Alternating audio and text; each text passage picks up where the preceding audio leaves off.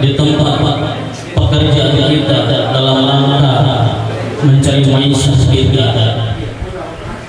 Di dan siapapun dimanapun kita berada, pasti ketika yang kita kerjakan itu ingin semuanya adalah apa yang dikerjakan kita itu diterima oleh yang memberikan tugas kepada kita. Bahkan senang luar biasa ketika dari pekerjaan itu ada hasilnya. Bahkan bukan menerima dirasakan oleh diri kita sendiri, akan tetapi bisa dinikmati oleh orang banyak. Dan ketika kita pun melaksanakan aktivitas pekerjaannya itu pun dinilai dengan kebaikan, maka mungkin atasan kita pun merasa senang dengan apa yang telah kita lakukan dalam pekerjaan itu. Sehingga yang memberikan pekerjaan itu pasti akan memberikan sesuatu kelebihan kepada kita yang bekerja, yang melakukan apa yang diperintahkan, apa yang harusnya kita sebagai tanggung jawab dalam kinerja tersebut mendapatkan perintah. Maka ketika mereka sudah ridho, mereka sudah senang terhadap apa yang kita lakukan, maka pasti mereka akan memberikan apa saja yang mereka inginkan. Permintaan apa saja yang diinginkan, maka pasti sudah bonus dan sehingga mungkin kita pernah merasakan seperti itu. Nah, hari ini kita berada di muka bumi ini yang tentunya bukan hanya sekadar hari ini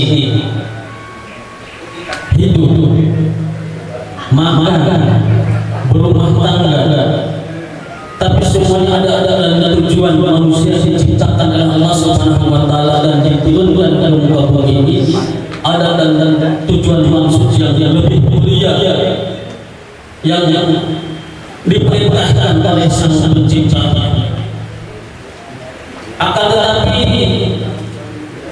dari tugas-tugas yang hari ini diembankan kepada kita semuanya, sedikit sekali yang menyadari tentang kewajiban-kewajiban itu. Yang tentunya kita adalah wa ma khalaqal jinna wal insa illa liya'budun. Allah memerintahkan kita itu beribadah. Jadi ibadah ini bukan hanya sekadar rutinitas hablum minallah saja. Akan tetapi seluruh aspek di dalam kehidupan ini adalah tidak kita tahu dulunya, maka kita akan menjadi nilai ibadah pada Allah Subhanahu wa taala, termasuk hablum minallah. Makanya disinilah kita Allah Subhanahu wa taala dalam bekerja di dalam surah Al-Baqarah ayat-ayat yang ke-105 ini mungkin sudah bersama-sama kita pahami, sering disampaikan dan sering terdengar ke telinga kita tentang ayat ini dibacakan. Ya, tidak salahnya kita untuk selalu mengulang-ulang ayat-ayat Allah itu dibacakan kepada kita. Mudah-mudahan ayat ini menjadikan menambah kepada keimanan dan kita sadar terhadap kewajiban-kewajiban kita. Di ayat ini Allah Subhanahu wa taala berfirman, "A'udzubillahi minasyaitonir rajim, minasyaitonir rajim. Wa qul i'malu fasayarallahu 'amalakum wa rasuluhu wal mu'minun. Wa saturadduna ila 'alimil ghaibi wasyahadati fa yunabbi'ukum bima kuntum ta'malun." Dan katakanlah, bekerjalah kamu, maka Allah akan melihat pekerjaanmu. Begitu juga Rasulnya dan orang-orang mukmin, dan kamu akan dikembalikan kepada Allah yang mengetahui yang zahir dan yang nyata, lalu diberitakan kepada kamu apa yang telah kamu kerjakan. Hadirin jamaah sekalian yang dimuliakan Allah Subhanahu wa taala, mungkin kalau bahasa pekerja kita sudah tidak asing lagi yang namanya menjadikan rutinitas di dalam kehidupan. Tapi apa maksud yang dipekerja yang diperintahkan oleh Allah Subhanahu wa taala? Yang pentingnya adalah tadi kita pun hari ini adalah hakikatnya sedang bekerja sama Allah Subhanahu wa taala. sampai saat ini memfasilitasi kepada kita semuanya segala kebutuhan ini. Dalam rangka tadi kita diciptakan oleh Allah Subhanahu wa taala untuk mengabdi. Yang tentunya namanya mengabdi biasa kita pun tidak bekerja mengabdi kepada berada di perusahaan itu adalah mengabdi. Nah, hari ini kita mengabdi kepada Allah Subhanahu wa taala yang tentunya adalah ini sudah dikemas di dalam satu syariat yang tentunya di dalam agama kita yaitu Islam, yang tentunya di situ pun tapi Allah tidak memberikan satu paksaan kepada orang yang tidak mau. Allah akan memberikan satu tugas perintah ini untuk dilaksanakan adalah kepada orang-orang yang beriman. Kenapa ini menjadikan suatu pilihan? Allah ini menciptakan dua karakter manusia yang tentunya orang beriman dan orang-orang kafir. Kenapa dibilang orang-orang kafir? Karena banyaknya orang beriman yaitu orang-orang yang akan senantiasa memahami betul tentang hak dan kewajibannya. Karena orang beriman yang kita sebagai orang Islam, disitulah ada tuntutan orang Islam itu sendiri selalu ada ketundukan, nurut, patuh, taat sepenuhnya terhadap perintah Allah Subhanahu wa taala. Sehingga orang yang beriman itulah yang tentunya orang-orang yang akan senantiasa diberikan oleh Allah Subhanahu wa taala. Walaupun tadi beda rezeki dengan gaji. Ketika kita bekerja di perusahaan pasti kita akan mendapatkan gaji dari hasil pekerjaan dari payah yang kita lakukan atau dari pengabdian. Tapi tadi Allah memberikan gajinya kepada hamba-hamba yang beriman berupa rezeki yang barokah kepada kita semuanya, yang tentunya Allah memberikan rezeki bukan kepada orang yang beriman saja, menjadikan tanggung jawabnya Allah kepada seluruh makhluknya sudah dicukupkan rezekinya sampai ajal tiba. Tapi kenapa kadang-kadang orang-orang beriman justru resah ketika tadi di dalam kehidupannya takut tidak mendapatkan rezeki? Beda orang lain, orang yang tidak taat tapi kenapa rezekinya boleh melimpah? Kenapa kita orang yang selalu taat, kita selalu beribadah, selalu tunduk, tapi kenapa kok dalam kehidupan ekonomi selalu di bawah terus?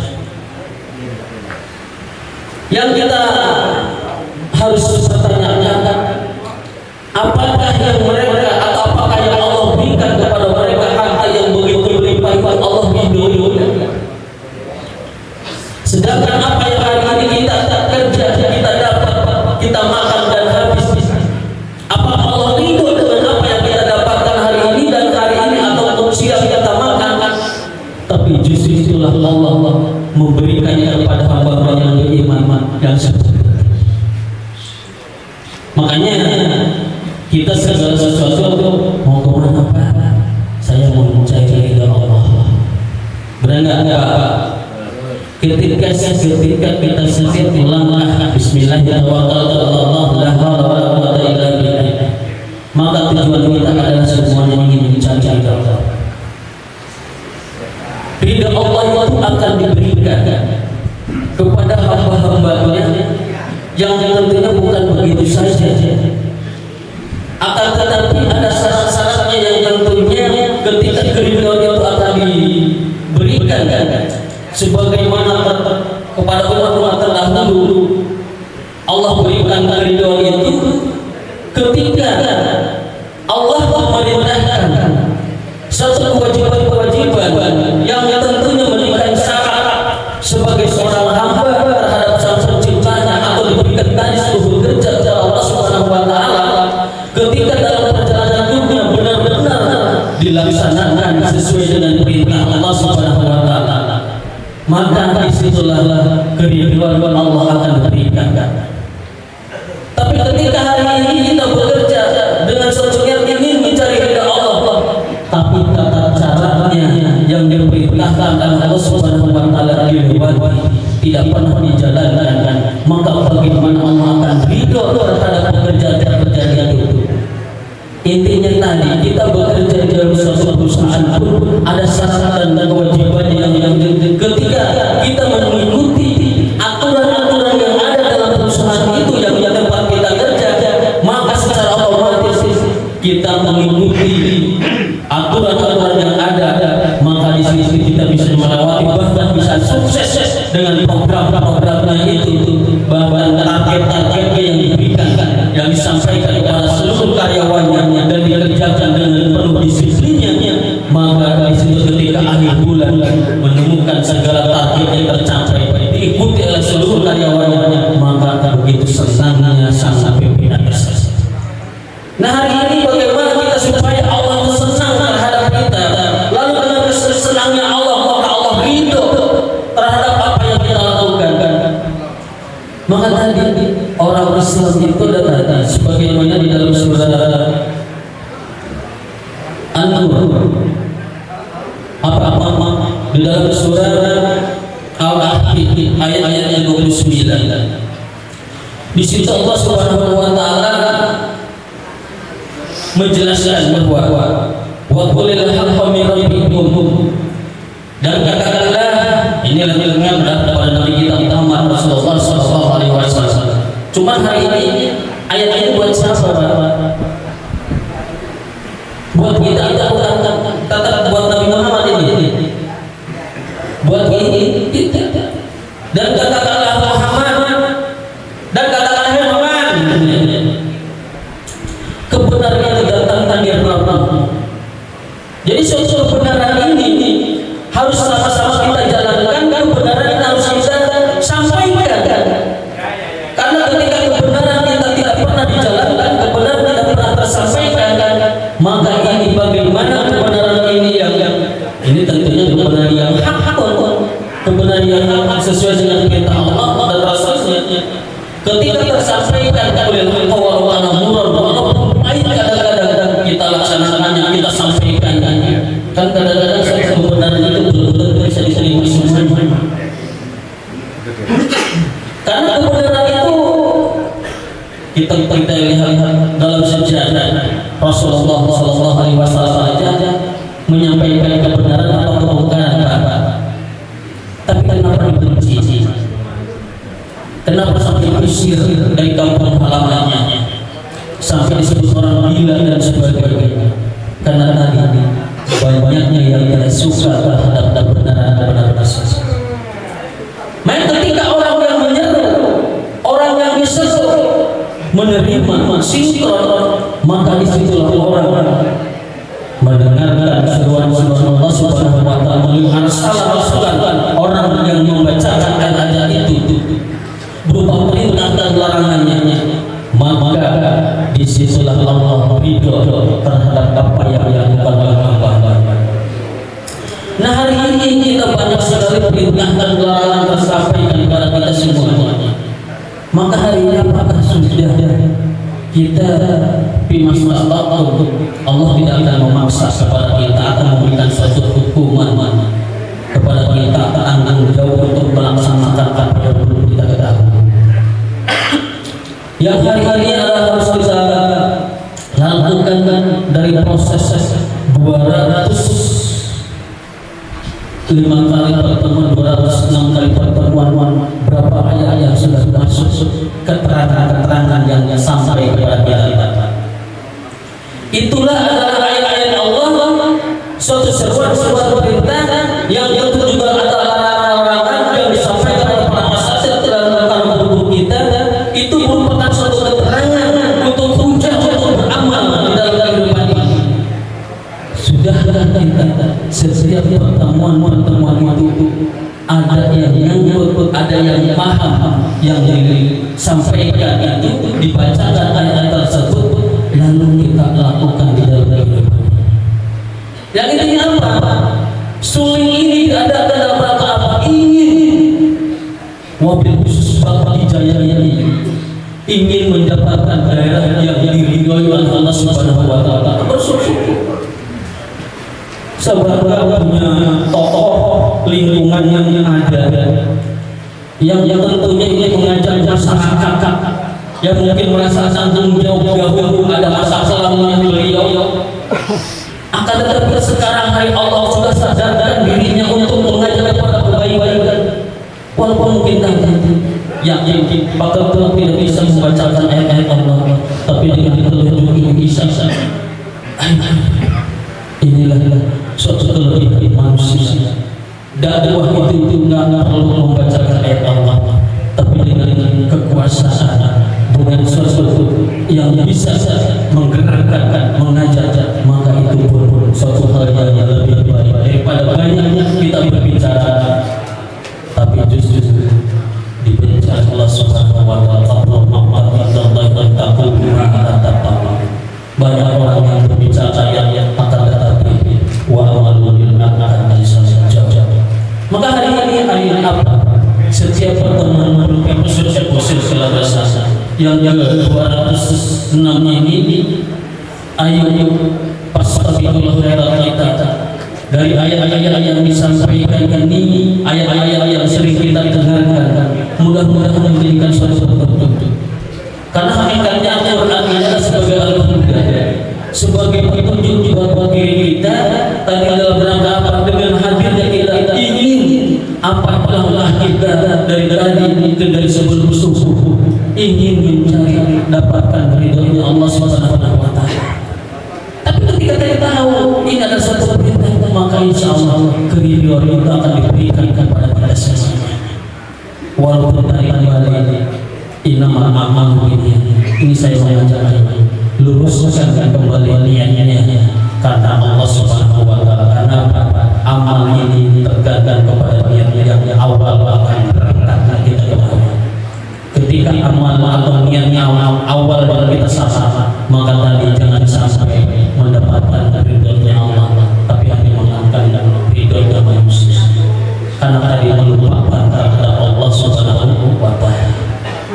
Maka tadi ayo ketika kita ingin meraih ridha Allah, tentunya ada syariatnya, ikuti perintah Allah Subhanahu wa Ta'ala. Sebagaimana ayat ini dalam surat Al-Kahfi ayat 29 yang artinya, barang siapa yang menghendaki beriman ini Allah Subhanahu wa Ta'ala, maka berimanlah. Ketika kita mendapatkan ayat Allah, maka disitulah ada ayat perintah, ayat larangan. Maka dengan yakin apakah ketika dibacakan itu adalah akan sampai kepada diri kita bahwa ini adalah suatu kebenaran, maka disitulah orang yang beriman. Jadi kalimat beriman di sini Allah tidak mengelompokkan khusus orang beriman yang iman seperti kita, tapi yang sedikit pun apa yang ada di dalam hatinya ada keimanan, maka di sini Allah memberikan suatu sambutan, atau kalau bahasa memberikan suatu predikat orang yang beriman, tidak melebihkan kepada orang yang sudah lebih beriman, akan tetapi di sini sesuai dengan tingkat keimanan mereka. Kata Allah, ketika kalian mau beriman, maka berimanlah menjadi orang yang beriman yang benar. Jangan sampai kita hanya beriman sampai hanya di dalam lisan saja. Tasdiqu bi qalbi wa iqraru bil lisan wa amalu bil arkan. Ini harus sampai kepada amal perbuatan. Ketika mereka keiman itu benar adalah Allah. Syarat untuk menjemput kita Allah itu ada yang harus kita jalankan, ada yang harus kita tinggalkan. Tentunya nanti petunjuknya keterangan yang ada di dalam Al-Quran. Makanya tadi untuk mencapai ridha Allah ini, hari ini bagaimana kita mengikuti Quran ini? Karena saat ini adalah sudah sempurna. Islam ini sudah sempurna, ajarannya sudah sempurna.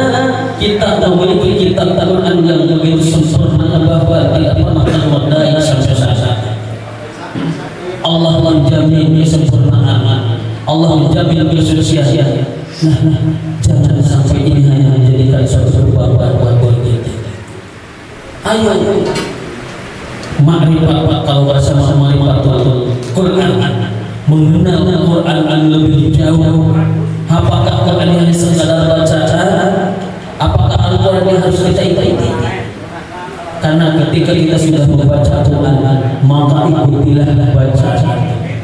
Artinya apa? Ketika kita tadarus Quran, maka di situ akan ada perintah dan larangan, maka disitulah kita jalankan dalam kehidupan. Maka tadi akan sinkron lisan dengan perbuatan dan keyakinan yang tertanam dalam hati kita. Terlebih adalah Islam merupakan yang jelas.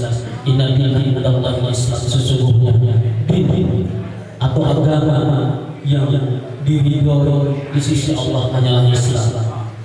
Jadi jangan sampai kita menjadikan suatu kebanggaan saja sebagai seorang muslim, akan tetapi ayo supaya ridhonya Allah itu menyeluruh kepada diri kita dalam setiap langkah dan kegiatan-kegiatan amal kita, maka adalah menjalankan, memposisikan atau memanaskan diri kita sebagai seorang muslim, tentunya untuk mengikuti apa yang telah dicontohkan oleh Rasulullah SAW dalam ibadah kepada Allah Subhanahu wa Ta'ala.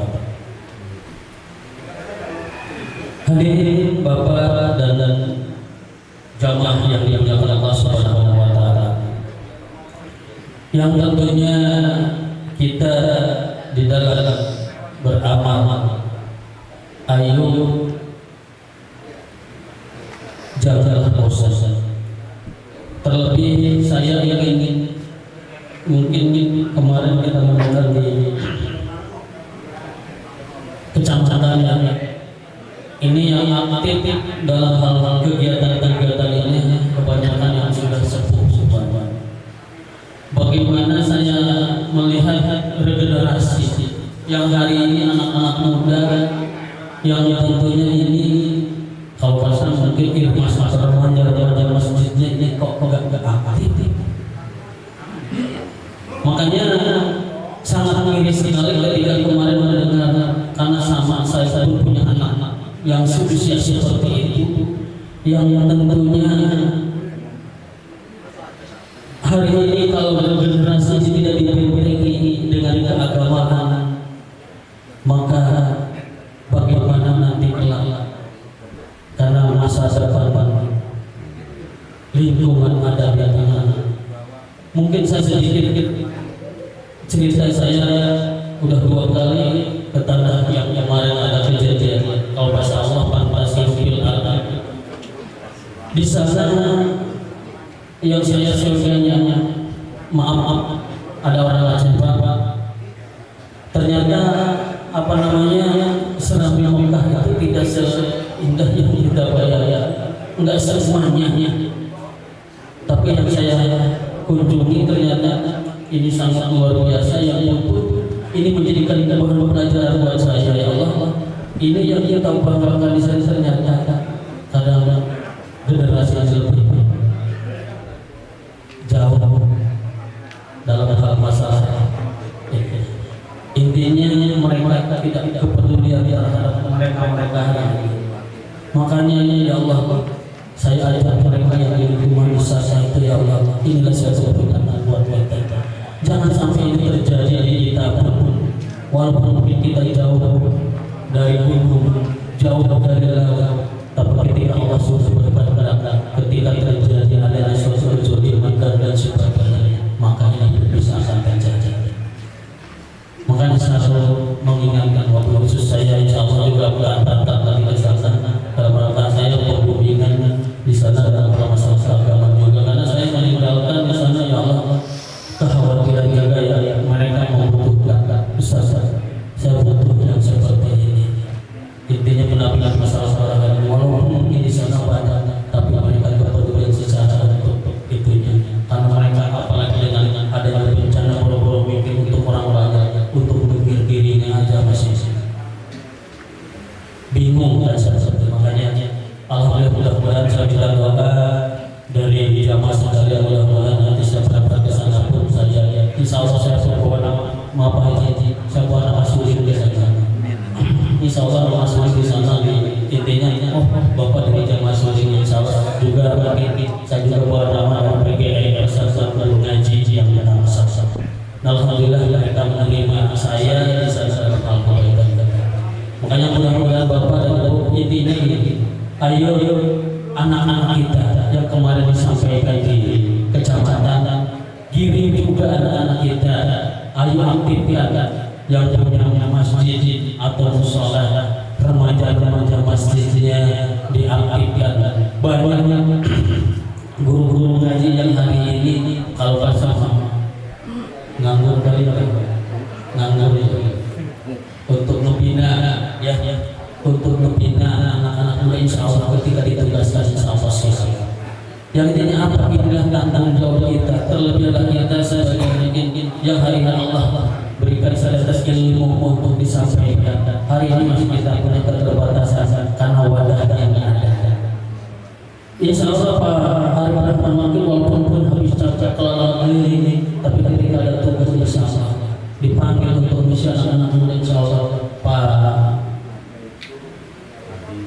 Adi yang untuk mungkin anak-anak muda dia berpengalaman, insya Allah. Makanya ayo berarti adanya di kita orang tuanya, ayo anak kita ajak aktifkan di masjid supaya mereka yang menjadi generasi tentunya menggantikan kita. Mudah-mudahan generasi yang akan datang lebih baik dari generasi kita. Kenapa? Ketika generasi terbaik sebagaimana telah diwariskan oleh Rasulullah SAW, generasi as-sabiqun al-awwal bisa dirasakan sehingga kerinduan Allah diturunkan. Walau ala ahlul qura amanu wa taqaw la fatahna alaihim barakatin minas maka di sana Allah akan berikan keberkahan kepada suatu lingkungan, dua lingkungan keberkahan dari lahir dan ketika mereka beriman dan bertakwa kepada Allah Subhanahu wa taala. Makanya ku amsakum wa alaikum kembali kepada diri kita. Ayo dengan adanya wadah suci ini mudah-mudahan akan menjadi wasilah buat kita, wasilah dalam rangka untuk menambahkan keimanan dan ketakwaan kita kepada Allah Subhanahu wa taala, dan disampaikan juga kepada keluarga kita serta dapat ilmu ini bacaan ayat yang disampaikan. Makanya ketika dibacakan ayat Allah itu perhatikan dengan tenang, insya Allah Allah pun akan menurunkan rahmatnya. Di dalam surat 7 ayat 204, makanya bila Allah akan memberikan rahmat itu kebijakan ilmu dengan ayat dibacakan bertambah keimanan kita, sehingga tadi kewajiban tadi balik lagi walau yang disampaikan lagi kepada keluarga kita, jangan sampai udah sampai pada diri kita saja. Mudah-mudahan Bapak dan jamaah sekalian ya, sebenarnya masih rindu saya ingin menyampaikan karena keterbatasan waktu, yang tentunya mudah-mudahan ayo kita saling mendoakan semoga Allah selalu memberikan keistiqomahan kepada kita semuanya di jalan kebaikan ini, dan Allah memberikan kemudahan di dalam menjalankan perintah Allah Subhanahu wa taala, dan semoga selalu Allah menjaga diri kita dari godaan-godaan yang setan itu selalu akan terus sebagaimana mungkin pernah disampaikan kepada Bapak Ustaz Alfi bahwa setan itu akan selalu menyerang kita itu dari kanan dan belakang kita dengan berbagai macam pangkat dan kedudukan kita hari ini. Makanya ketika kita yakin pasrahnya kita tentang